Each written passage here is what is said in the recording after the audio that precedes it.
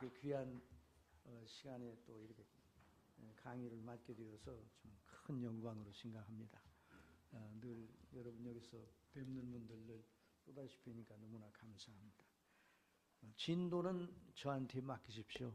네, 진도는 제가 알아서 할 테니까 70분을 다 채우든지 못 채우든지 제가 알아서 할 테니까 이렇게 하시고, 이제 팜플렛을 보면서 팜플렛 내용이 그냥 읽기만 해도 1시간이 훨씬 넘어갑니다. 그러니까 걱정하지 말고 진도는 제게 맡기시기 바랍니다. 자, 은사론, 존 오웬의 영적 은사론. 우리 이세영 목사님이 좀 저를 좀 도와주신다고 그랬어요. 예, 어디 계세요? 예, 그리고 우리 쭉 한번 강의 읽어가면서 중간에 제가 이제 설명하고 그렇게 하겠습니다. 예, 목사님이 이세영 목사님이 아주 목소리가 아주 정말 타고난 목소리예요. 천부적인 목소리인데, 예, 읽으시기 바랍니다. 예, 읽도록 하겠습니다. 성령의 은사 문제는 20세기 교회사에서 계속 큰 이슈가 되어 왔으나 성경적으로 갈피를 잡게 할 권위 있는 책이 없었다. 소위 은사주의자들로 분류되는 저자들이 여러 권의 책을 내서 독자들을 자극하여 자기들의 체험을 따르는 식 정도였다. 그런 책들이 영적 은사들에 대한 균형 잡힌 성경의 가르침을 제시하기보다는 도리어 교회의 외적 성장의 방편으로 은사를 쓰게 도전하기도 하였다. 그것이 아니면 저자들이 체험한 은사에 대한 경험을 내세워 독자들도 따라 해볼 것을 권하기도 하였다. 그래서 독자들은 그런 책들을 통하여 이득을 보기보다는 은사에 대한 이해가 더 엉키는 혼란을 겪기도 하였다. 지금 이제 신학의 여러 파트와 부분이 있는데, 오늘 20세기 교회 또 지금 21세기에 넘어온 교회 가운데 가장 그 이해가 모자란 부분이 무엇이냐 이렇게 물어보면 여러 가지로 대답할 수도 있겠지만, 그 중에서 은사에 대한 문제가 매우 혼란하기도 하고 은사에 대한 이해가 모자라기도 합니다. 그걸 전문적으로 은사론, 은사에 대해서 전문적으로 연구를 해가지고 이렇게 책을 내는 사람이 있기는 한데, 그 책들도 다 이렇게 편향되어 있는 경우들이 많아요. 그래서 이 문제를 우리가 한번 이제 공부하는 것은 매우 중요하다 이런 생각을 가집니다. 그다음에요. 더 심각한 것은 어떤 은사를 가지는 여부가 곧 그 사람의 영적 상태를 가늠하는 표준인 척 주장하는 이들도 있다. 마치 방언 은사가 보혜사 성령의 내주하심을 보여주는 증거인 것처럼, 또는 그 은사를 가진 사람이 그것을 갖지 못한 사람보다 믿음의 성숙도 곧 성화의 진보를 더 보인다는 식으로 여기는 기현상도 벌어지고 있다.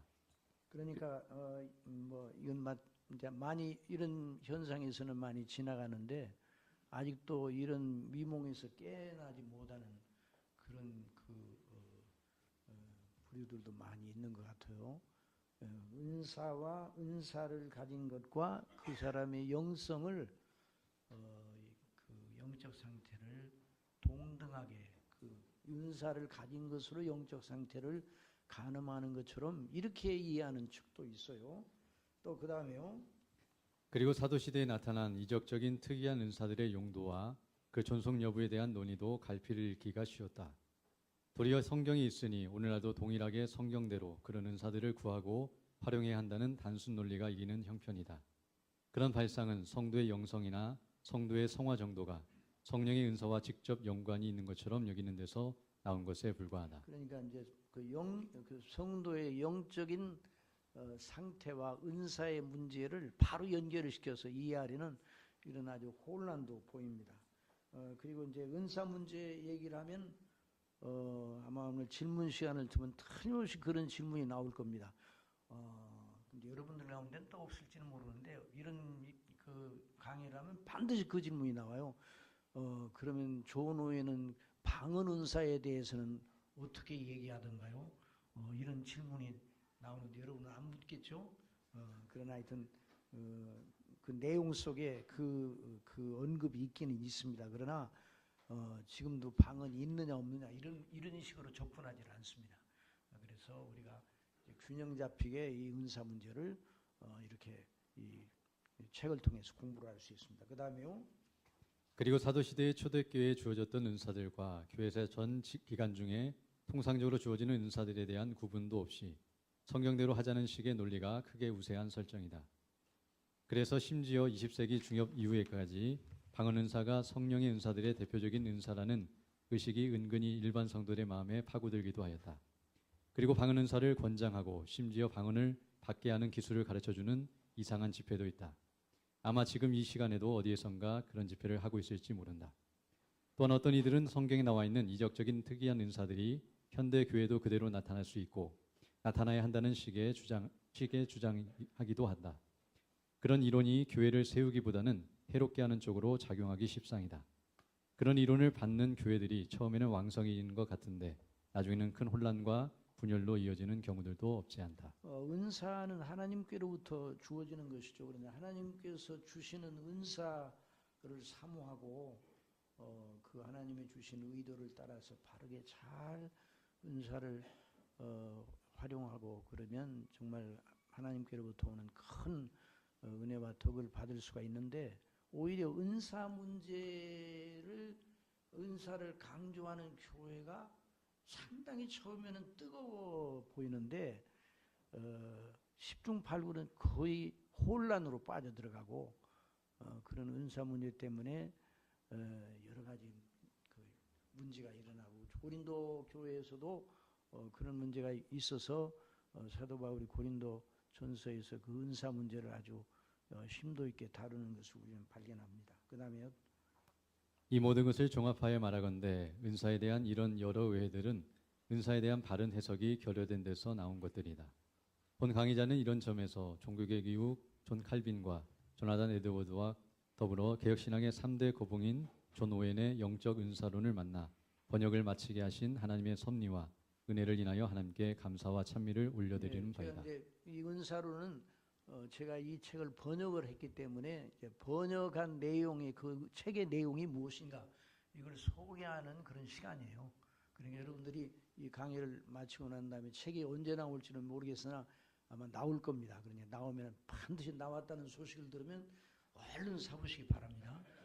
그래서 이건 이제 새언약 출판사에서 지금 이제 곧 편집을 시작을 할 겁니다. 그래서 사실은 그 출판사에 이 세미나에 맞춰서 나올 수 없냐 이런 탐문도 했는데 사정이 잘 안 된대요. 그래가지고 그렇게 못했습니다.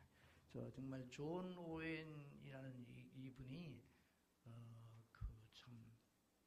우리가 여기 존 칼빈, 조나단 에드워드, 존 오웬을 물론 그분들만 있었던 건 아니죠. 개혁주의 신학의 체계를 이루는데 하나님께서 쓰신 사람들이 그분들만은 아니었습니다. 정말 수를 헤아릴 수 없는 많은 사람들을 하나님께 쓰셔서 이렇게 우리가 어떻게 하나님을 섬겨야 되고 믿어야 되는가, 어떻게 행해야 되는가에 대한 신학 또는 신앙의 체계를 우리가 교리적인 그런 체계로 가지고 있는데요. 정말 이분들의 책을 왜 읽어야 되는가? 저는 이제 이 책을 번역하면서 또 한 번 이런 말을 하면 이제 또 이제 반론이 일어날 수도 있는데 16세기 종교개혁 이후부터 18세기에 이르는 기간 동안 신학의 골자 물론 이제 무슨 아메스라고 그랬어요. 에임즈라고 그랬어요. 아메스라고 그러는데 또 이제 또 에임즈라고도 읽는다면서요. 그분이 메로 신학의 골자라는 그 책을 썼잖아요. 그런 것처럼 우리가 어떻게 믿어야 되고 하나님을 섬겨야 되고 성경을 어떻게 봐야 되고 어떻게 이해해야 되는가 하는 데에 대한 신학의 골자는 16세기부터 18세기인데 그 속에서 다 나왔어요. 그러니까 이제 세대가 흘렀으니까 신학이 진화론적인 관점에서 본다면 모든 학문은 발전한다 이렇게 생각하잖아요. 그러나 신학을 보면 진화론을 갖다 거기다 신학에다 대입을 하면 안 돼요. 성경도 보면 시대가 지나가면서 발전이 된 이 문명의 이익이나 이런 그 지식의 도구는 물론 이제 점증이 되고 자꾸만 이렇게 증보가 되니까 발전이 됐지만은 그러나 영적인 세계, 더군다나 신학의 이 세계는 발전이 된 게 아니에요. 여러분 18세기가 넘어가서 19세기, 20세기 오는 동안 신학이 발전이 된 게 아니라 신학적 혼란이 일어났어요. 그래서 이제 예레미야 선지를 통해서도 옛적 선한 길을 되찾으라고 말씀을 하는데 신학도 역시 마찬가지예요. 로이드 존즈 목사님 같은 분은 뭐라고 그러냐면 진정한 설교를 들으려면 200년 전으로 가야 된다고 그랬어요. 이제 오늘날 설교자들이 얼마나 많습니까? 또 설교를 위한 여러 많은 그 가이드 책들이 얼마나 많습니까? 그럼에도 불구하고 200년 전으로 가야 정말 설교가 무엇인가에 대한 그 설교의 진수를 만나볼 수 있다는 말을 여러 책에서 여러 번 강조를 했어요. 그렇기 때문에 우리가 우리 개혁주의를 한다는 것은 이런 역사적인 줄기와 연관을 갖지 아니하고 개혁주의를 한다. 이것은 말이 안 되는 거예요. 그래서 어떤 사람이 2000년 교회사 동안에 알지 못하는 것을 드디어 깨달았다 그러면 그건 물어볼 것도 없이 이단입니다. 그러니까 이걸 너무 이게 중요한 거예요. 그래서 우리가 이 존 오웬 같은 또 조나단 에드워드, 존 칼빈 이런 분들 또 청교도들이 여러 이번에 이제 세원약 출판사에서 우리 박태인 교수님이 이제 번역한 그 포킨스의 놀라운 책이에요. 그런데 그 책이 앞으로 이제 그 책이 몇 권 나와야 돼요? 예. 그러니까 이제 9권이 더 나온다는 말이 아니에요. 그러니까 이제 그분들은 밥 먹고 책만 썼는지 어떻게 그렇게 그리고 아주 그 책들이 정말 진수적인 하나님의 말씀에 대한 그 바른 연구를 통해서 나온 거 아니에요? 성령께서 그들을 통해서 말씀하시는 거죠. 그래서 이 존 오웬의 영적 은사를 만난 건 너무나도 감사하고 370년 동안 영어를 말하는 하나님의 교회들로 하여금 성령의 은사들에 대한 바른 이해를 주시는 성령님의 도구로 쓰여졌을 것이다 하는 생각을 가집니다. 자, 그래서 이 책이 한국어로 번역된 건 너무나 감사하고 그래서 저는 이제 이 책에 대한 한 증인으로 이렇게 이제 강의를 합니다. 그러면 존 오웬의 영적 은사론의 내용을 분해하겠습니다. 자, 이제 책 전체에서 자, 성령의 역사에 대한 저자의 총괄적인 안목. 자, 그 대목을 한번 읽어보세요. 저자는 교회를 세우시기 위해 성령께서 선물을 나누어 주시는데 그것을 두 가지로 나누어 생각해야 한다고 보았다. 첫째는 구원의 은혜요, 둘째는 영적 선물, 은사이다. 자, 하나님께서 교회에 베풀어 주시는 그 하나님의 선물을 두 가지. 물론 이제 선물이라는 말 그 자체를 포괄적으로 쓸 때 은사라는 말 썼어요. 또 이제 로마서에서 보면 로마서에 우리 이제 번역에 죄의 싹은 사망이요 하나님의 은사는 그리스도 예수 안에 있는 생명이니라 영생이니라 이렇게 되어 있죠. 그러니까 이제 포괄적인 면에서 은사라는 말은 하나님께서 그리스도 안에서 구원받은 하나님의 사람들에게 또 교회에 주신 하나의 그 은혜의 선물이죠. 그런데 이 성령님 통해서 이와 같은 놀라운 은혜를 주시는데 그걸 두 가지로 구원의 은혜와 영적인 은사 둘로. 그래서 이제 구원의 은혜는 이제 성령론이라는 제목으로 존 오웬이 다뤘어요. 그래서 거기 보면 이제 성령론 이 책도 제가 이제 번역을 했습니다. 번역을 해서 올해 나오게 됩니다.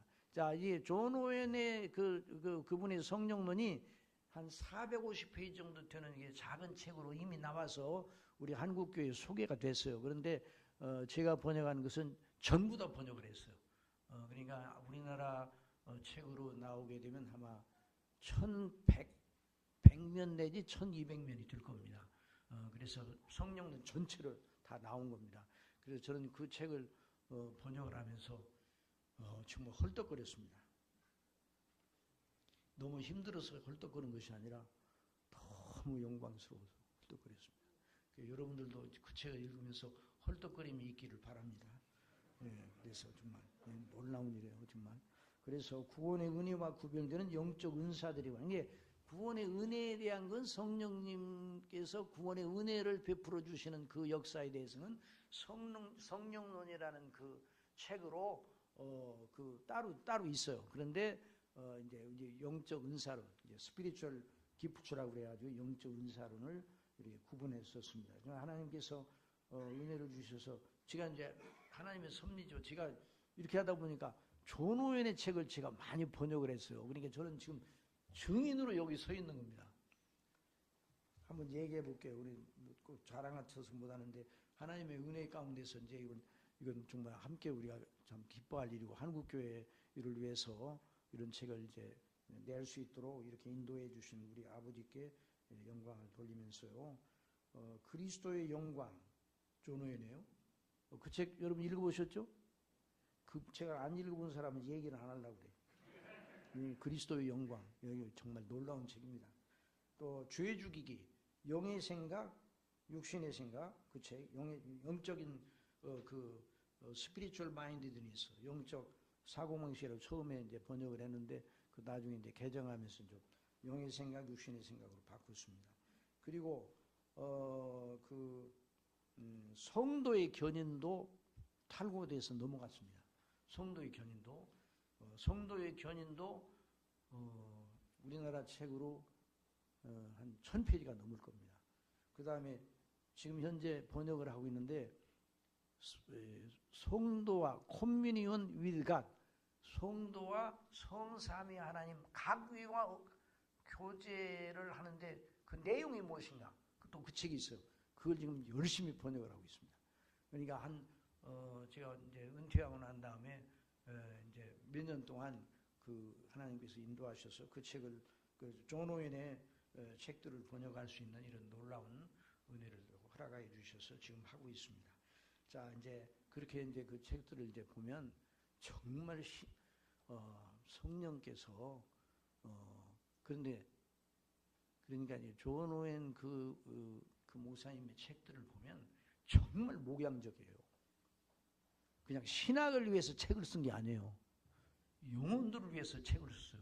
여러분 모든 청교도 책들은 다 목양적인 것을 여러분 아셔야 됩니다. 전부 다 목양적이에요. 그래서 책만 낸 게 아니라 항상 강단에서 그렇게 증거했어요. 그러니까 우리가 이 은사론도 어떻게 하면 그리스도 안에서 교회가 바로 서야 되고 어떻게 하면 각 영혼이 하나님이 주시는 놀라운 그 은혜와 은사에 대한 바른 이해를 통해서 이 땅의 순례길을 바르게 거룩하게 가야 되냐 하는 이 문제에다 초점을 맞추고 그러니까 매우 목양적입니다. 그래서 제가 그걸 생각해서 문어체로 번역 안 하고 전부 다 구어체로 번역을 했어요. 로이드 존 목사님 책도 여러분 로이드 존 목사님 책이 원고를 써서 출판사에 넘겨가지고 책 낸 책이 무슨 책입니까? 원고를 이렇게 써가지고 출판사에 넘겨가지고 책이 나왔어요. 그 책이 무슨 책이에요? 없어요. 전부 다 설교한 내용이에요. 전부 다 입으로 설교한 내용이에요.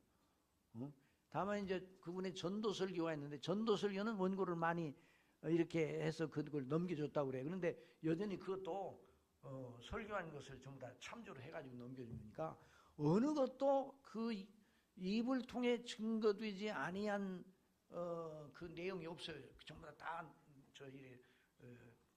녹음해가지고 그걸 원고가 시켜서 책을 낸 거예요. 그러니까 청교도들과 그 스폴전 목사님 또 제시 라일 이런 분들이 전부 다 이 설교를 얼마나 중요하게 여겼는가. 왜 신학을 했는가? 설교하기 위해서 신학을 했어요. 그러니까 우리가 이 개혁주의 설교연구원에서 지금 이렇게 공부하는 것도 결국 설교하기 위한 거예요. 설교하지 못할 신학은 그건 신학이 아니에요. 그래서 이 존 오웬 이 목사님의 이 책을 번역하면서 정말 구절구절만 그러니까 학문적인 어떤 호기심과 탐구를 위해서 어느 문제를 터치하지 않고 언제나 성경이 말하는 대로 하나님의 영광과 영혼의 진정한 유익을 위해서 언제나 이게 접근하고 있는 것을 보게 됩니다. 그걸 생각하면서 책의 내용을 한번 봅시다. 자, 이 책의 내용을 크게 다음과 같이 나눌 수 있어요. 처음에 이제 영적 은사들의 이름, 영적 은사들의 이름이 이제 이게 성경에 나오는, 그리고 영적 은사들의 보편적인 성질, 각각 은사들마다 이제 그 성질이 있어요. 그 은사들을 나누어 주시는 성령님의 방식, 성령님의 역사, 그 은사들을 어떻게 나눠 주시는가? 또 영적 은사들마다의 독특한 성질, 앞에서는 보편적인 성질이라, 보편적인, 이제 하나님께서 왜 은사를 교회에게 은사들을 주셨는가는 보편적인 관점을 이제 처음에 이제 제너럴하게 보편적인 관점을 말한다면 각 은사마다 어떤 특성을 가지고 있고 어떤 데에서 활용하라고 하나님이 주셨는가 하는 문제를 다루고 있어요. 그 다음에 교회 안에서 그 영적 은사들을 어떻게 활용해야 되는가, 하나님이 이런 은사를 주시는가, 이런 이제 5가지로 나눠 볼 수 있어요. 이제 그 요점이 그렇단 말이죠. 그래서 이걸 생각하면서 각 장의 내용들을 한번 이제 살펴보겠습니다. 1장에서는 영적 은사들의 명칭에 대해서 다룹니다. 또 2장에서는 구원의 은혜와 영적 은사들의 보편적인 성질에 관하여서 다룹니다. 그래서 여기서는 구원의 은혜와 관련하여 은사들이 공유한 점과 차이점을, 자, 구원의 은혜와 은사들이 차이가 있는데 그 차이를 접근할 때 이 은사들과 은혜가 다 누구로부터 나왔어요? 하나님께서 주셨잖아요. 그러니까 그런 입장에서 은혜와 은사들이 가지고 있는 공통적인 그런 그 같이 공유하는 요점들이 있어요. 그걸 얘기하고, 그런 다음에 은혜의 독특성과 은사의 독특성을 따로 구별해서 말합니다. 자, 그래서 이걸 여기서 이제 우리 2장에서 말합니다. 그래서 구원의 은혜와 영적 은사들의 공유한 성질은 둘 다 그리스도께서 구속으로 말미암아 확보된 선물이다. 자, 여기 이제 이걸 강조를 합니다. 이런 하나님께서 우리에게 주시는 모든 선물들과 좋은 것들은 다 그리스도 안에서 피로 값주고 사신 구속으로 말미암아 맺혀진 열매들이라 그 말이죠. 또 구원의 은혜와 영적 은사들의 효력의 동인이 같다 이 말이죠. 다 성령께서 다 이제 둘 다 성령께서 효력을 발하게 하신다는 면에서, 그리고 둘 다 은혜와 은사 다 궁극적인 목적에서는 하나단 말이죠. 왜? 교회를 선하게 세우신다는 목적에서 하나란 말이에요. 또 그 둘의 원칙은 그리스도의 풍성이라는 점에서 하나다. 그러니까 하나님의 구원의 은혜 성령께 역사하셔서 각 영혼들을 그리스도 안에서 그 구속의 효력을 적용해서 구원받도록 하시는 이런 은혜도, 그리고 또 교회에 주시는 은사들도 그리스도의 풍성을 나타내고 자랑하기 위해서 주어진 것이다. 이렇게 이제 여기서 다루고 있어요. 그 다음에 이제 구원의 은혜들과 영적 은사들 간의 차이. 자, 이제 여기 차이가 나타나요. 구원의 은혜는 성령의 열매이고 영적 은사들은 성령의 효력이라. 좀 차이가 있죠? 자, 구원의 은혜는 성령의 인격 속에서 맺혀지는 열매고, 영적 은사들은 성령께서 역사하셔 그 구원의 은혜가 배분되는 것과 연관이 돼요. 그 은사들은. 그리고 구원의 은혜는 선택적인 하나님의 사랑의 열매고, 구원의 은혜는 언약의 결과입니다. 그리고 구원의 은혜는 그리스도와 제사 직무, 그리스도께서 자신을 들이셔서 대제사장으로서 우리를 구속하기 위해서 들이신 제사 직무와 연관이 되고, 은사들과 은혜들은 그 궁극적인 결과에 있어서 차이가 나는데, 때로 은사들이 없어도 좋을 때가 있어요. 은사들은 없는데 은혜는 주어져서 구원을 받을 수가 있어. 자, 구원은 어디에 있다고요? 은혜에 있어요? 은사들이 있어요? 은혜에 있는 거, 은혜의 구원이 있어요. 은사들에게는 은사들 자체는 구원이 있는 게 아니라 이 말이죠. 그러나 구원의 은혜는 그 은혜를 받는 자들의 유익을 위해 그들에게 직접 주어지는 거예요. 그 성령께서 그들 심령수 역사에 직접 주어지고, 은사들은 다른 사람들의 유익을 위해서 주어지는 거지, 간접적으로. 그래서 은사들은, 자, 모든 은사들을, 하나님이 주시는 은사들을 동일하게 모든 성도가 같이 공유합니까? 자, 은혜는 공유합니까? 공유하지 않습니까? 은혜는 모든 성도들이 공유하는 거예요. 은사들은 모든 성도들이 공유하는 것이 아니에요. 자, 은사들은 특별히, 그래서 주에서 강조가 되는데, 직임과 연관이 돼요. 뭐와 연관이 된다고?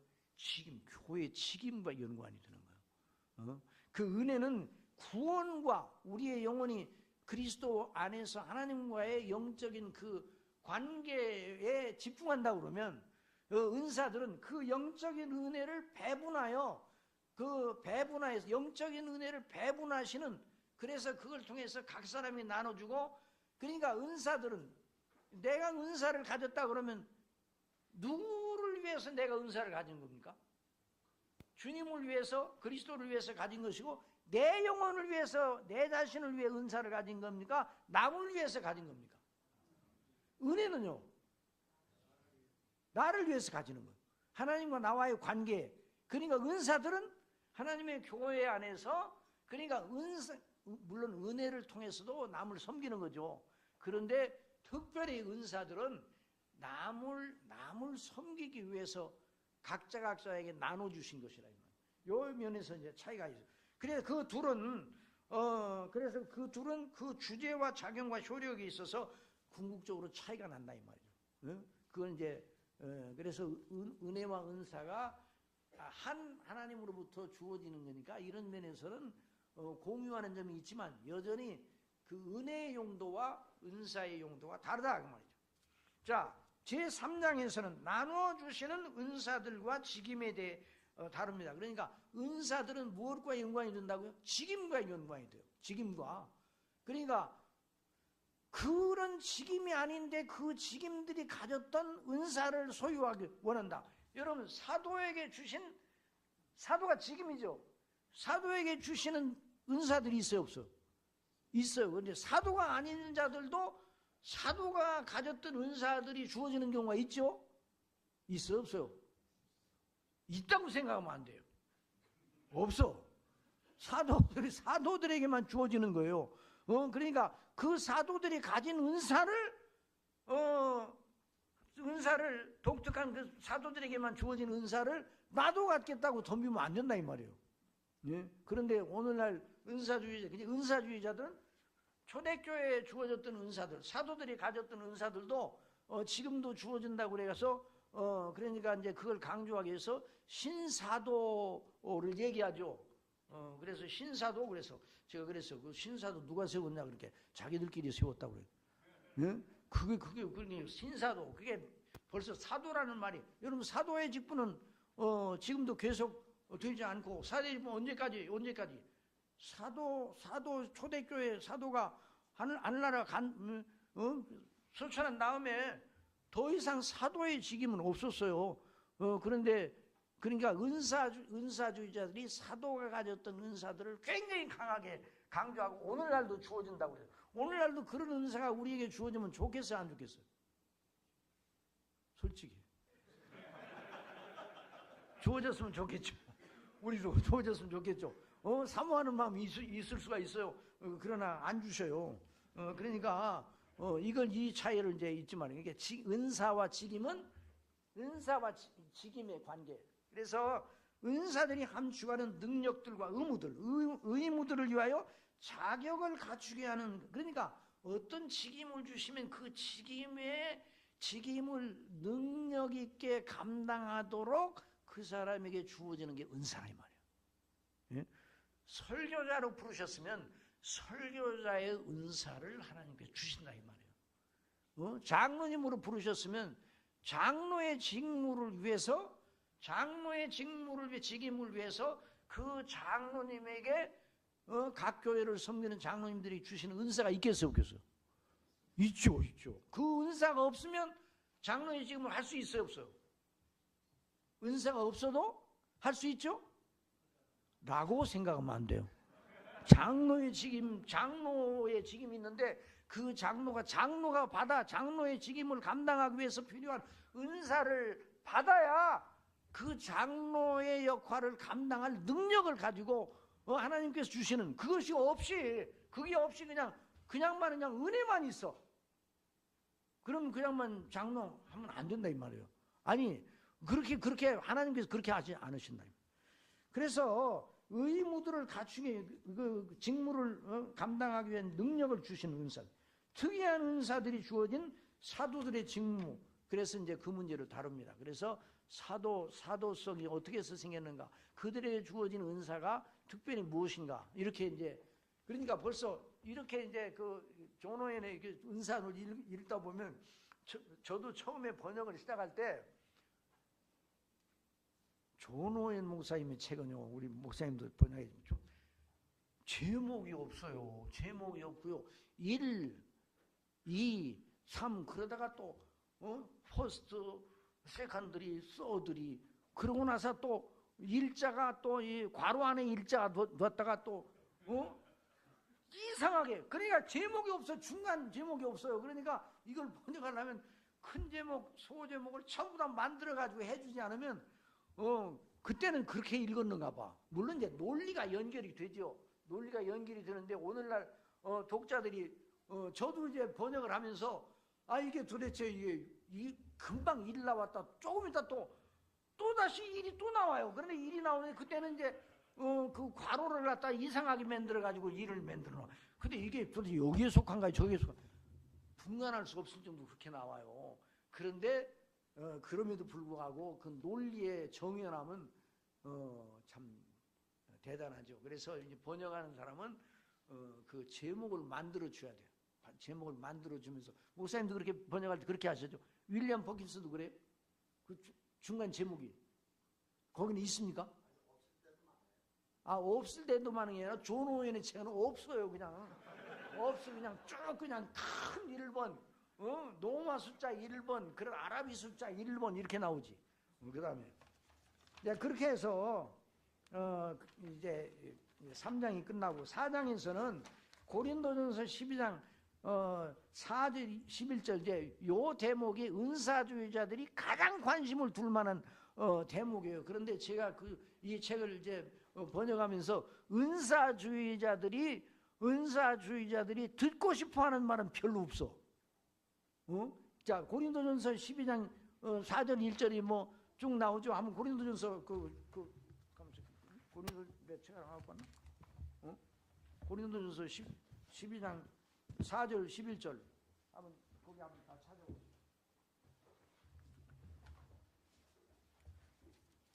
자, 우리 이 목사님 읽어보세요.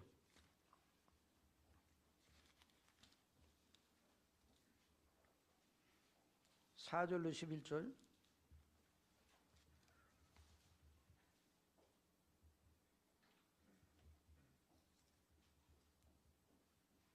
은사는 여러 가지나 나오죠.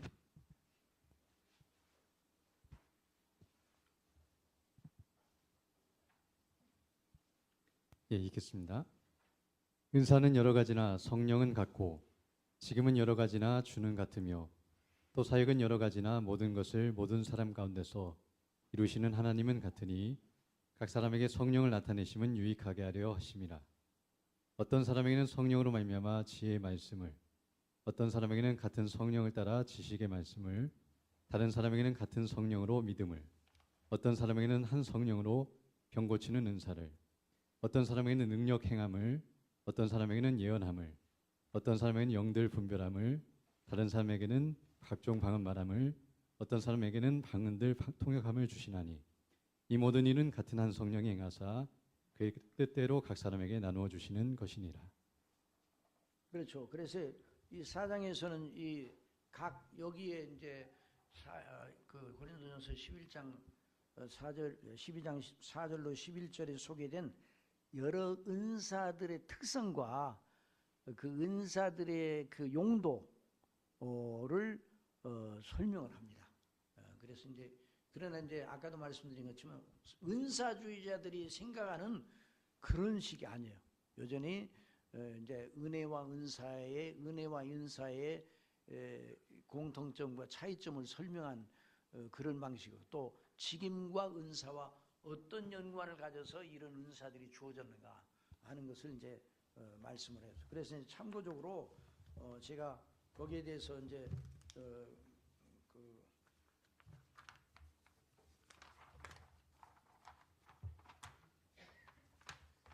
여기 목사님 요거 좀 읽어주세요. 방언 말함의 은사에 관해서 말하는데, 여기 8번부터 여기서부터 쭉 읽어보세요. 한번 들어봅시다. 한번. 예.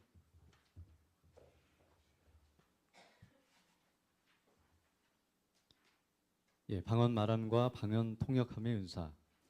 방언 말함의 은사가 어떤 사도들에게 주어진 경우가 거기는 사도행전 책에는 없어요. 책에는 없고, 그러니까 제가 일부러 뽑아왔어요. 그거에 대해서 여러분들 관심이 있을 것 같아서 한번 읽어보세요. 예.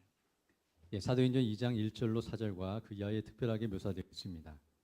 오순절에 그들 사도들이 성령의 모든 다른 은사들을 받았고 그것을 가리켜 다른 모든 이들 위에 뛰어난 권능으로 부를 수도 있습니다. 오직 성령이 너희에게 임하시면 너희가 권능을 받고 예루살렘과 온 유대와 사마리아와 땅끝까지 이르러 내 증인이 되리라 하시니라. 그러면서도 여러 방언으로 말함의 은사는 눈에 보이는 표징으로 말미암아 두드러져 있습니다. 그리고 이 은사를 모든 이들이 공동으로 참여하게 되기도 하였고, 이 은사를 중심으로 일어난 일로 인하여 이 은사에 대한 평판이 좋지 않았습니다. 그래서 사도행전 2장에서 이 은사에 대한 기술이 깁니다. 첫 번째, 방언 말함의 은사를 허락하신 하나님의 두 가지 목적. 하나님께서 이 은사를 통하여 복음 전파에 초석을 놓으신 이유가 둘이 있다고 봅니다. 첫 번째, 새 언약의 은혜와 자비가 더 이상 한 민족, 한 언어, 한 백성에게 국한되지 않고 만 족속, 하늘 아래 있는 백성들의 각종 방언과 언어로 확장되었음을 알리시려고 이 은사를 주셨습니다. 둘째, 하나님께서 사람들의 영혼과 양심을 제압하시어 그리스도와 복음에 순종하게 하시고 세상에서 하나님의 나라를 유지하게 하시려 합니다. 그런데 그 일은 무슨 방도로 하시는지 증언하시려고 이 방언 말함의 은사를 주신 것으로 보입니다. 이 일은 외적인 힘이나 군대로 되지 않고 오직 말씀을 전파함으로 되었습니다. 그 말씀 전파의 오직 유일한 도구가 바로 방언입니다. 이 은사의 눈에 보이는 외적인 표지가 불의 혀로 나타났습니다. 그리고 성령께서 복음 전파와 함께 빛과 효능이 함께 동반하게 하셨습니다. 그러므로 이 은사가 사도에게 먼저 주어졌지만 그에 믿는 사람들에게 보편적으로 많이 주어졌습니다. 사도행전 10장 46절에 이는 방언을 말하며 하나님 높임을 들음이로라. 바울이 그들에게 안수함에 성령이 그들에게 임하심으로 방언도 하고 예언도 하니. 사도행전 19장 6절입니다. 고린도서 12장 1절로 27절에 방언에 대하여 기술된 내용을 참조하시기 바랍니다. 두 번째, 방언 말함의 은사에 관하여 관찰할 사항들. 첫째, 이 은사로 표현된 특별한 일로 인하여 사람들이 하나님을 찬미하였습니다. 그 일이 그리스도로 말미암은 기이한 하나님의 놀라운 일로 여겨졌습니다. 저는 사도들이 이 은사를 힘입어 자기들과 같은 언어를 쓰는 이들에게 복음을 선포할 능을 갖추게 되었음을 의심하지 않습니다.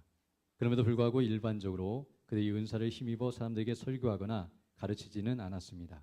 오직 그들이 하나님을 찬양하는 말을 하여 아직 신앙에 익숙하지 않은 사람들의 감탄과 놀라움을 자아냈습니다. 그래서 그들이 처음 이 은사를 받아 말했을 때 사람들은 우리가 다 우리의 각 언어로 하나님의 큰 일을 말함을 듣는도다라고 말하였습니다. 그리고 처음 믿었던 이방인들이 방언을 말하며 하나님을 높였습니다. 두 번째, 이 방언의 말함의 은사는 믿는 자들을 위하지 아니하고 믿지 아니하는 자들을 위하는 표적이었습니다. 때로 방언으로 말하였던 자들이 자기들이 하는 말의 의미를 이해하지 못하고 또 교회도 그들의 하는 말이 무슨 뜻인지 이해하지 못하기도 하였습니다.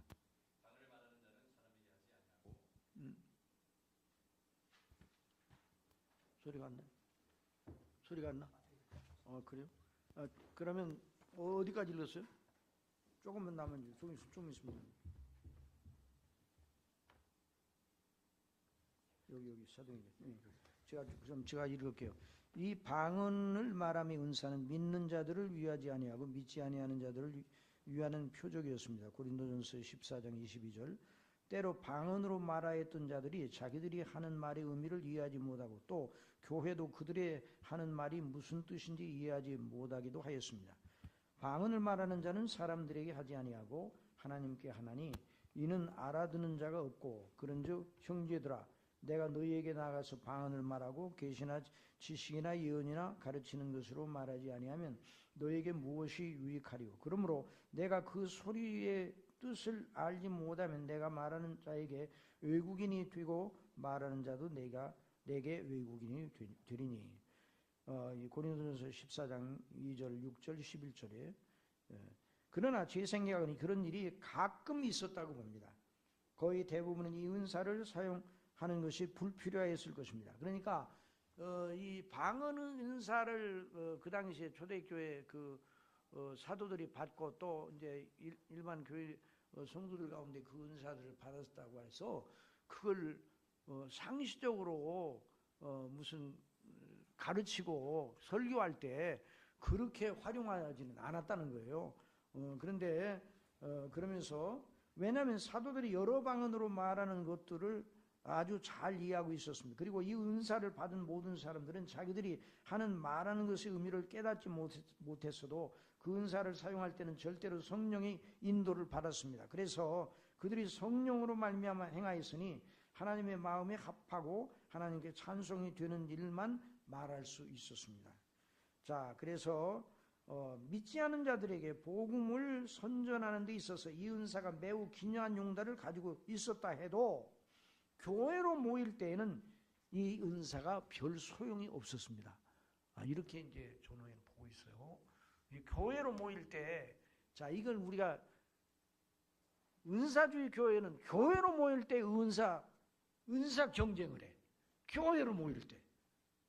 자기 혼자 기도할 때, 물론 방언의 은사를 받았다는 사람들이 자기 혼자 덕을 세우기 위해서 혼자만 이렇게 이제 이제 사도 바울도 이제 고린도전서에서 그 말씀을 하는데 이 존 목사님도 그 사도 바울의 가르침을 따라서 교회로 모일 때는 이 은사가 별 소용이 없었다고 말하고 있어요. 교회가 모일 때는 다만 방언으로 발설되는 내용이 무엇인지가 문제였습니다. 왜냐하면 이 은사의 주요 목적은 믿지 않은 자들에게 하나의 표적으로 작용하는 것이었기 때문입니다. 그래서 이 은사의 의도와 목적이 성취되면 더 이상 그 은사는 더 필요가 없었습니다. 이렇게 말하고 있어요. 오늘 이런 문제라면 은사주의자들이 덤빌 겁니다. 방언 은사를 받으면 그 유익이 얼마나 큰데 그 얘기를 하냐. 그렇게 이제 반론을 펼칠 거예요. 그러나 이 존 오웬 목사님은 교회가 모여서 하나님의 복음의 놀라운 그 은혜를 따라서 예배를 드리고 말씀을 이제 설교를 하고 듣고 하는 그런 경우에 이 은사가 교회로 모일 때는 더 이상 활용되지 않았다는 식으로 접근을 하고 있어요. 그래서 성령께서 그런 때 믿지 않은 자들의 죄의 각성을 위해 이 은사를 믿는 어떤 이들에게 주셨다는 거예요. 그러나 그리하여 교회가 일단은 교회로 예수 그리스도를 믿음으로 말미암아 교회의 지체가 돼서 그 교회가 이 은사로 말미암아 어려움에 처하지 않게 하신 거예요. 그래서 더 이상 교회로 모일 때는 이 은사를 사용하지 않았다는 것을 봅니다. 그래서 사도는 여기서 다른 은사 곧 방언 통역함의 은사를 언급합니다. 하나님께서 그 방언의 은사를 받은 이들이나 교회 중에 어떤 이들에게 방언으로 말하는 내용을 해석하고 교회에 선포하는 은사를 가지게 하신 것입니다. 이렇게 사도는 고린도전서 12장 1절에서 27절에서 그 내용 속에서 이 은사들 각각의 성질과 용도와 남용 가능성에 대하여 상세하게 길게 묘사하였다고 보는 것입니다. 그래서 존 오웬 말은 저는 이 내용을 길게 말할 필요가 없습니다. 만일 그게 필요하다면 고린도전서 12장 전체를 강론해야 할 바입니다. 그러면서 이 고린도전서 12장에 나오는 이 은사는 모든 교회 보편적으로 주어졌던 그런 은사가 아니라 이제 이 은사를 어떻게 말하는 거 아니 extraordinary gift라고 말해요. 그러니까 특이한 은사들이에요. 특이한 은사들. 그래서 이제 4장에서 그 문제를 다루면서 이런 식으로 이제 접근을 하고 있습니다. 제5장에서는 특이한 영적 은사들의 용어와 그 존성 여부에 대해서 말합니다.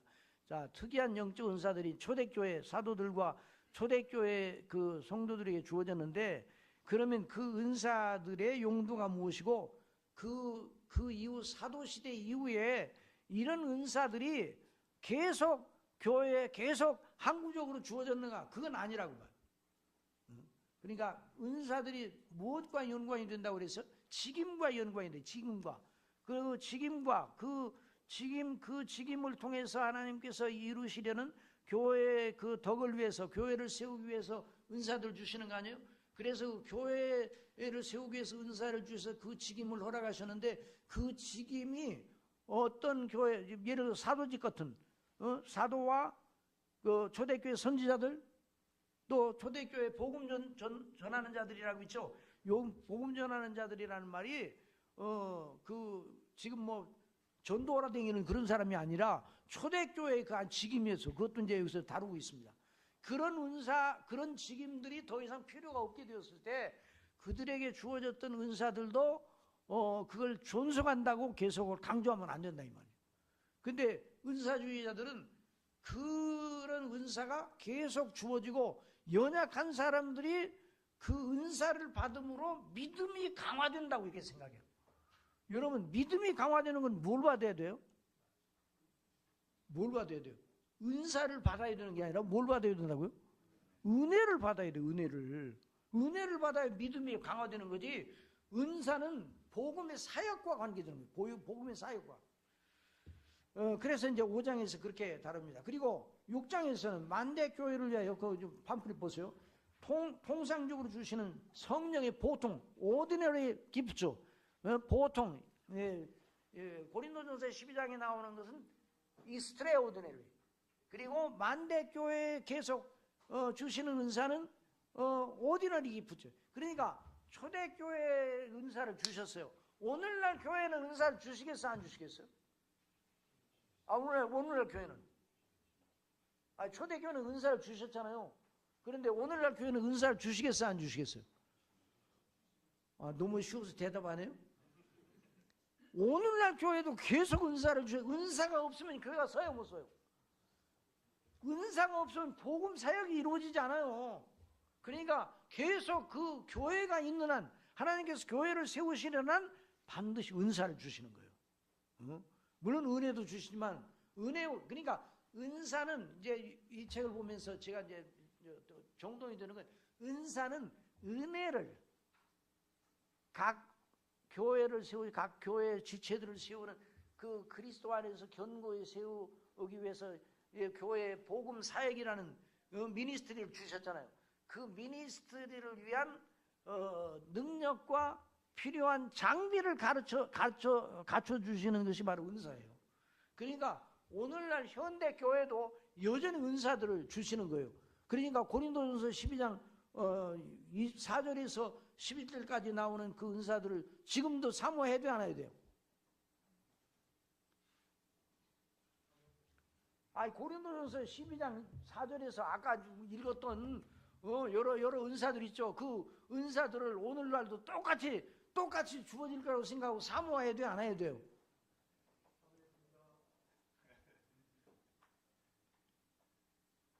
구분이 돼야 돼. 그래서 그 특이한 은사들 가운데도 오늘날까지도 연장돼서 주어지는 은사들이 있는 것처럼, 아예 그래서 그걸 똑같이 초대교회 성도들처럼 구해야 된다. 이건 그렇게 하면 안 된다는 거예요. 그래서 그 다음에 이제 만대교회 주시는 은사인데, 그 특이한 은사들의 그 고린도전서 12장 4절로 11절에 나오는 거기에 소개된 그런 은사들이 오늘날 이제 만대교회에서 어떻게 그것을 받아들여야 되고, 어떻게 그리고 그것이 존속하는 그 여부에 대한 이런 문제를 여전히 교회가 세워지고 또 교회가 세워지고 복음이 이제 복음 사역이 이루어지는 그런 차원에서 접근을 하니까 그 고린도전서 12장 4절로 11절에 나오는 걸 오늘도 똑같이 초대교회 같이 사모하고 기다리고 간구해야 되는가? 그렇게 접근하면 안 된다 이 말이에요. 그래서 그 문제를 6장에서 다루고 있어요. 그래서 보통의 은사들이 사역들과 관련하여 어떤 가치를 가지며 그 은사들의 도입과 전달의 직접적인 동연이 성령이심을 다루게 됩니다. 그래서 그리고 다양한 사역의 직무들과 연관되어 보통의 은사들이 주는 목적과 능력과 목적을 바로 이 장에서 살펴보고 있습니다. 6장에서 7장에서는 능력 있는 복음 사역을 위하여 필수적인 영적 은사들의 가치를 집중하여 살펴보게 됩니다. 그 대목을 한번 읽어보세요, 목사님. 거기 보면 목회자의 직무를. 예, 목회자의 직무를 하는 데 필요한 영적 은사들의 실제성을 이 대목에서 입증할 것이다. 마태복음 28장 20절의 약속과 영으로서 그리스도의 존재에 대한 것을 다루면서 이사야 59장 21절에 있는 성령에 대한 언약을 강론한다. 그리고 복음에 주어진 이름, 영의 직분, 성령의 약속, 복음의 관리와 운용과 계속된 목적, 성경의 명확한 주장들, 그들에게 대한 필수적인 필요성, 그리고 그들을 실제로 즐기고 체험하는 것에 대하여 다루게 될 것이다. 그러니까 이 은사와 직임은 복음 사역, 복음을 증거하고 복음 진리를 수호하고 이런 면과 관련되는 거예요. 그래서 그 복음의 그 놀라운 은혜를 각 성도들에게 이제 끼치시는 이제 성령님의 역사가 그런 어떤 은사들을 활용하는 은사들을 받은 직임 사역들을 통해서 이렇게 배분이 된다는 거죠. 그걸 여기서 이제 그 7장에서 다루고 있어요. 그 다음에 8장에서는 거기 한번 읽어보세요. 8장요. 제8장에서는 교리, 예배, 교회 정치를 위한 영적 은사들의 기여를 다룬다. 그렇죠. 교리, 예배, 교회 정치. 이 문제와 그러니까 교회 정치도 은사입니까? 은사가 아닙니까? 은사예요. 교회 정치는 여전히 진리의 영역, 은혜의 영역이 있어요. 있음에도 불구하고 그 교회 정치는 교회 행정, 교회 정치는 여전히 은사와도 연관을 가지고 있는 거예요. 그러니까 이런 거에 대한 이제 이런 그 통합적인 사고를 이 책을 통해서 우리가 이제 배우게 됩니다. 자, 그다음에 더 읽어보세요. 이러한 은사들의 역할을 강론한다. 첫째로 교리에 관한 은사의 역할은 지혜로 말씀을 분석하는 기술, 그리고 말씀을 표현하는 능력으로 나타난다. 그러니까 이런 은사는 누가 가졌겠어요? 오늘날 설교자들, 신학자들, 설교자들. 그러니까 설교자들이 신학자들입니다. 이런 은사가 없는데 설교자가 된다.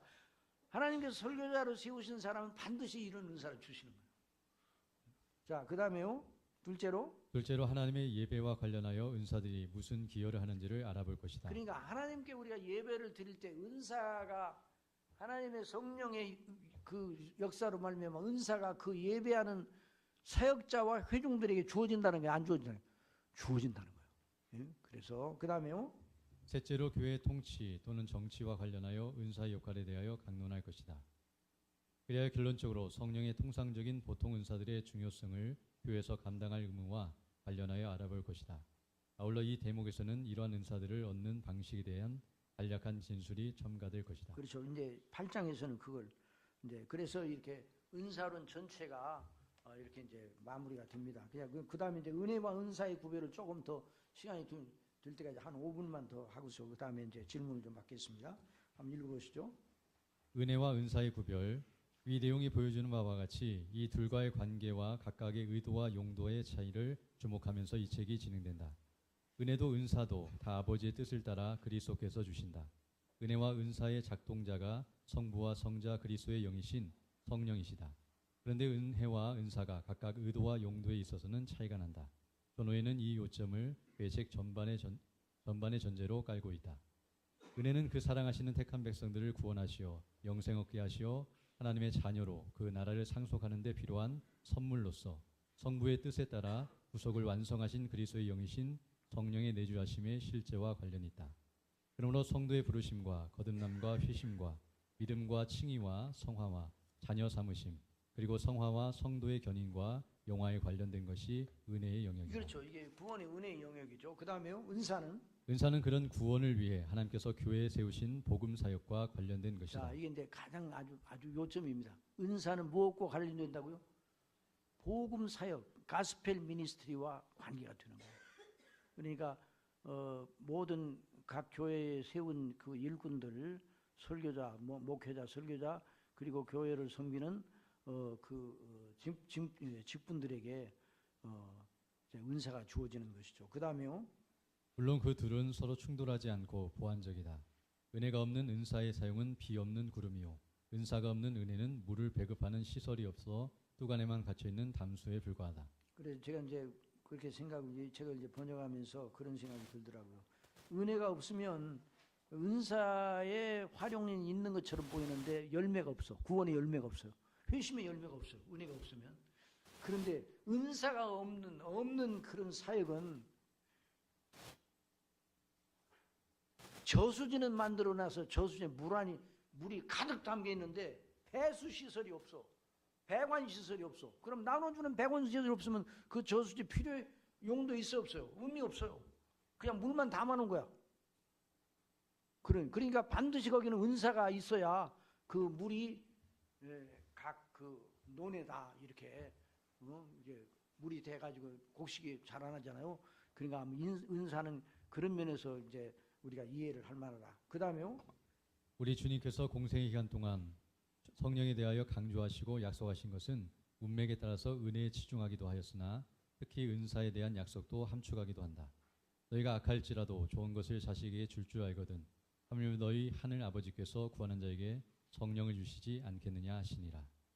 이 경우 주님께서는 그 둘을 다 바라보고 말씀하신 것이라 할 수 있다. 언뜻 구원론에 치중하신 주님의 성령 약속으로 보인다. 그러나 여전히 은사가 없이 그런 은혜가 주어지지 않으니 은사에 대한 약속도 함의한다고 볼 수 있다. 오직 성령이 너에게 임하시면 너희가 권능을 받고 예루살렘과 온 유대와 사마리아와 땅끝까지 이르러 내 증인이 되리라 하시니라. 이 약속은 복음 사역과 관련하여 주어진 것이니 은사에 치중된 듯 하나. 여러분, 이 약속은 그 사도행전 1장 8절에 대한 약속은 은혜에 대한 약속입니까? 은사에 대한 약속입니까? 언뜻 보면 은사에 대한 권능이니까 그 권능은 증거할 권이에요. 증인이 될 권이에요. 그러니까 은사에 대한 약속인 것처럼 보이는데 이 약속이 이루어짐으로 이들의 사도들의 사역을 통해서 뭐가 일어났습니까? 은혜의 역사가 일어났잖아요. 그러니까 이런 면에서 그 다음에요. 그 약속대로 오순절 성령께서 강림하신 일은 은혜와 은사를 다 포함한 일이 되었다. 그것은 그리스도 안에서 은혜를 베푸시는 하나님 아버지의 은혜를 각 사람에게 적용하시는 성령의 구원의 역사이니 은혜의 역사다. 아울러 아버지의 뜻대로 이루신 그리스도께서 속량의 값으로 세워진 교회의 복음 사역을 통하여 그 은혜의 역사를 주장하시는 성령의 행사이니 은사의 역사이다. 은혜의 역사는 본질적이고 은사의 역사는 사역적이고 직무와 연관되고 방편적이다. 방편적이요. 그 다음에요. 은혜 없는 자가 은사를 가지고 일할 수 있다. 그러나 은혜 없이는 구원이 없다. 그런데 그 은혜가 은사의 활용을 통하여 주어지고 배분된다. 은사 자체는 구원을 주지 못한다. 그래서 은사는 있으나 은혜는 없어 구원에 이르지 못할 자가 있다. 그러면서도 은혜가 그래서 이제 그 존오웬의 그 책에 보면 은사론에 보면 은사는 활용하는 그런 일을 감당하는데 구원과는 관계없는 사람이 있어요. 그 경우를 이제 성경에서 여러 분들이 이제 지적을 합니다. 그 다음에요. 그러면서도 은혜가 은사의 방편을 통하여 배분되니 은사에 대한 바른 이해와 그 용도와 한계를 이해하는 것은 매우 중요하다. 존오웬은 그런 측면에서 성경에 입각한 철저한 논증을 통하여 은사론을 이끌어간다. 예. 그리고 이제 나머지 내용은 그 각 장에서 중요한 그 진술들을 뽑아서 해놓은 겁니다. 그러니까 이건 여러분들이 각자가 한번 맛보기로 읽어보시라고 이렇게 해놨어요. 그래서 정말 우리 맨 마지막에 한번 보십시다. 자, 끝내는 말 거기 한번 보십시다. 그러고 이제 질문을 받겠습니다. 예, 한번 읽어보세요. 예, 30페이지 끝내는 말입니다. 우리는 지금 성경을 통하여 성령께서 가르쳐 주신 복음의 은혜와 성령의 은사 모두에 대해 있어서 혼란되고 은혜라는 이름 아래 서로 뒤섞여 갈피를 잃는 실상으로 고통을 당하고 있다. 거기다가 교회 성장주의 신학과 복음의 열매와 복음의 현대적인 적용을 위하여 인문학의 도움을 받아야 한다는 식의 중세교회론의 망령과 신사도 여러분 오늘날도 교회에서 인문학을 가르쳐야 된다고 그러는데 이거 옛날에 저 중세교회 다 실험한 거예요. 철학과 신학을 조화시키려고 하는 이런 시도는 다 옛날에 했던 거예요. 그러니까 뭐 새 것이 아니에요. 자, 그다음에요. 신사도 시대를 외치며 사도 시대의 은사들의 목말라는 은사주의의 공격이 교회들을 강타하고 있다. 특히 목회 일선에서 사역자로 섬기는 이들이 이런 공격에 크게 물려 있다. 때의 성경의 철저한 논거인 이 존원의 영적 은사로는 그 모든 공격들을 막아내는 타고난 방패 역할과 함께 바른 진리를 지시하실 성령님의 도구임을 본 강의자는 확신하면서 강의를 마무리하고자 한다. 예. 그러면 뭐 질문하실 게 있으면 질문하십시오.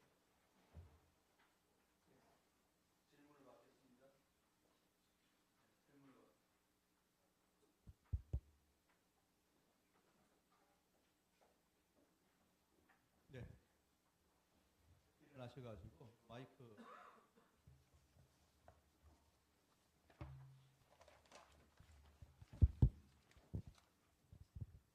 네, 목사님 그 다른 이제 은사들과 관련된 이야기들은 다 잘 이해가 되는데 그 고린도전서 7장에 보면 바울 사도가 자신의 어떤 독신으로 살아가는 거에 대해서 그것을 은사로 표현하면서 고린도전서 7장에 보면 예. 이제 그 자신의 독신으로 사는 것에 대해서 그것을 은사로 표현하고 있는 것을 확인할 수가 있는데 그 혼자 독신으로 사는 거. 예, 그것이 오늘날에도 유효한 것인지 아니면 거기서의 그 바울 사도가 말하고 있는 은사라는 개념은 그러면 어떤 직분과 직무와 거기서 관계가 말하는 그 개념은 교회론적인 것은 아니에요.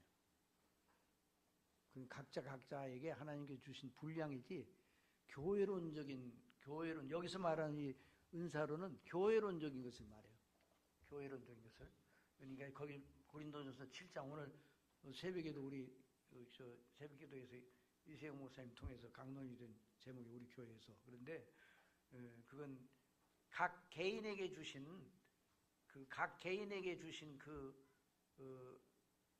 결혼을 하지 않고도 혼자 지낼 수 있는 그런 나름대로 은혜가 있다고 그랬잖아요. 그러니까 그런 은사에 대해서는 그건 개별적인 그런 문제지 그런 문제는 여기서 다루고 있지 않아요.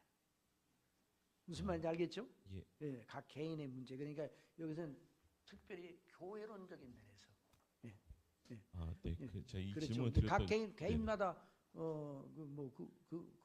그것도 하나님이 주신 그 결혼을 않고도 더 주님의 영광에 집중할 수 있는 이런 은사를 이런 하나님이 주시는 큰 은혜를 받고 은사를 받고 있는 사람이 있죠. 제가 이 질문을 드렸던 거는 네. 최근에 이제 젊은 친구들 가운데에는 이 말씀을 근거로 해서 예. 이제 결혼을 하지 않는 것을 되게 정당화하고 예. 심지어는 이제 교회 안에서도 이제 그 사역자들 가운데 이런 말씀을 근거로 해서 결혼을 선택의 문제로 이제 가르치는 이제 분위기가 요즘 한국 교회 가운데 되게 많거든요. 그래서 고린도전서 7장에서도 결혼이라는 것을 할 수 없이 그냥 대안으로 결혼을 하라 이런 식으로 가르친 적은 없어요. 여전히 결혼이라는 건 하나님께서 주신 놀라운 창조 질서 속에 주신 것이니까 그 원칙은 전제를 해놓고 그러나 죄가 들어와서 모든 우리 인생의 영역 전체가 죄의 오염이 돼 있잖아요. 그거에 대한 경계를 하는 거지. 그렇게 이해를 하면 됩니다. 예, 알겠습니다. 자기 소속 이름 한번 이야기 좀 해주시죠. 예, 저는 바른교회를 섬기고 있는 구재일 목사라고 합니다. 네네. 다른 질문 있습니까? 네. 자기 이름하고 소속 이야기해 주시죠. 네, 청신대 신대원 이제 3학년으로 올라갈 김승홍 전도사입니다. 네, 제가 오늘 같이 본 그 안에서 결론적인 부분에서 저도 많이 공감이 되는 가운데 있습니다. 결론적에서 보면 결국은 교회 성장주기 신학과 뭐 여러 가지 인문학 뭐 이런 종방령과 뭐 은사주의자들 뭐 이런 것들이 다 결국은 은사론에 대한 것이지 않습니까? 근데 저는 이제 그런 은사 아까 얘기했던 존 오웬이 말씀하신 그런 은사와 은혜에 대한 그를 구분을 하면서 결국은 우리가 지금 얘기하고 있는 현대 신학 가운데서 얘기하고 있는 것이 결국 은사론에 대한 부분들을 많이 공격을 받고 있는데 저는 또 그렇게 본다면 존 오웬의 조금의 맹점은 결국은 은사적인 부분이 공격을 받는다고 해서 은혜가 완전히 공격을 받지 않는 것은 아니다처럼 느껴지더라고요. 근데 제가 이제 공부하면서 좀 더 알기에는 교회론에서 있었을 때 은사가 더 은사론마저도 이제 공격을 받지 않아야, 그러니까 공격이 아니라 완전히 잘 되어야 그래야 교회에 있어서도 은혜, 구원에 대한 부분에서도 더 잘 세워질 수 있다라고 저는 알고 있는 상황에 있거든요. 근데 그런 가운데에서 그렇다면 은사주의자라든가 여러 가지 은사를 강조하는 그런 사람들에 있어서 구원에 있어서의 문제는 그러면 어떻게 우리가 다루어야 될 것인가에 대해 조금 오웬과의 연결되진 않겠지만 좀 더 긴 설명이 조금 필요할 것 같다는 생각이 듭니다. 네. 예. 그래요. 그 은혜와 은사는 서로 충돌해요? 보완. 은혜가 없이 구원이 이루어질 수 없다고 그랬죠? 은사가 없이 구원의 은혜가 배분돼요. 배분되잖아요. 설교자가 없이 구원도 일어날 수 있죠? 우리 학생이라고 해요. 설교 없이 구원이 있어요, 없어요? 없죠. 설교 없이, 은사 없이 구원의 은혜가 배분되지 않아요. 그래 아까 저수지 얘기를 했잖아요. 저수지를 만들어 놓고 관계 시설 하나도 안 만들어 놓으면 은혜를 그냥 꽁꽁 묶어 놓은 거랑 마찬가지예요. 설교 없이 구원은 없어요. 그게 개혁주의적인 시각입니다. 그러니까 이제 은사주의는 왜 잘못? 은사주의는 은사와 은혜를 구분을 안 해. 은사를 받으면 그 자체가 은혜인 것처럼 생각해요.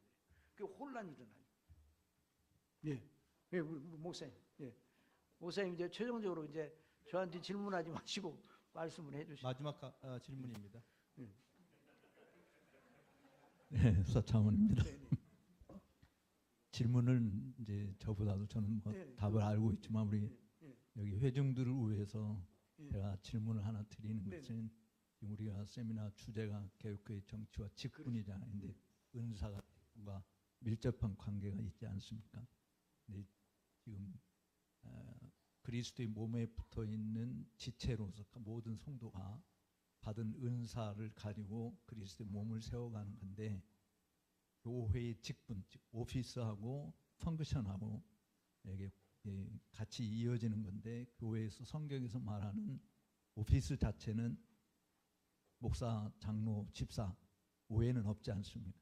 그렇지만 은사는 그거 말고도 다양한 은사들이 있는데 왜 그 은사들에 대한 오피스는 없는지 존 오웬은 거기에 대해서 뭐라고 말하는지 좀 한번 말씀해 주시면 됩니다. 그 은사들과 직임들을 아주 자세하게 그 은사들과 직임들과의 관계를 예를 들어서 지혜의 말씀, 지식의 은사 이런 일 있잖아요.